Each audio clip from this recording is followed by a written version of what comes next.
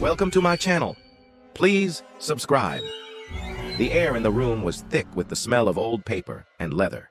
The only light came from the flickering candles on the shelves, casting long shadows that danced with dust motes in the air. Jacob adjusted his glasses and pushed them back up his nose. He was in a library, but it wasn't any library he'd ever seen before. There were no signs or markings of any kind.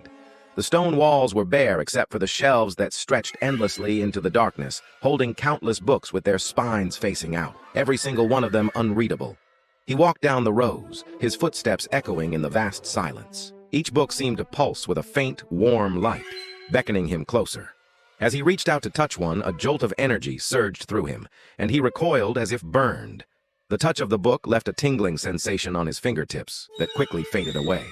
He turned to leave, but an overwhelming sense of curiosity and a deep, inexplicable sadness drew him back. He stopped in front of a shelf that seemed to hum with a gentle energy.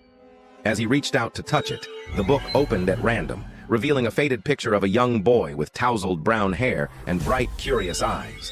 Startled, Jacob stumbled back. The book closed with a soft thud. He cautiously approached the shelf again, his fingers hovering over the cool surface of the book. Hesitantly, he opened it, and this time the pages seemed to flow effortlessly as he turned them.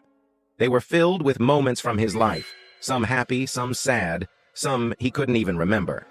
He saw himself graduating from high school, shaking hands with people whose faces he couldn't quite make out. There were moments of quiet contemplation, of laughter and joy, and even a few of anger and despair. But as he turned the last page, his breath caught in his throat.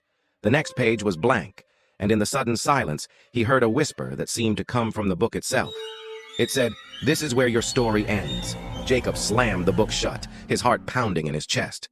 He stumbled back, knocking over a nearby candle. It hit the floor with a crash, sending shards of wax flying. In the sudden darkness, he could feel the energy in the room growing, shifting, and he knew he had to get out. He ran, stumbling over books and knocking over more candles as he fled deeper into the library.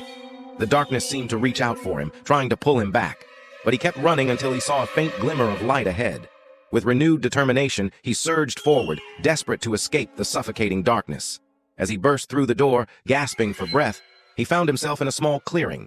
The air was fresh and sweet, and the sound of birdsong filled his ears. He looked back at the door, but it had vanished, leaving only the bare stone wall in its place. With trembling hands, he pulled out the book from his bag.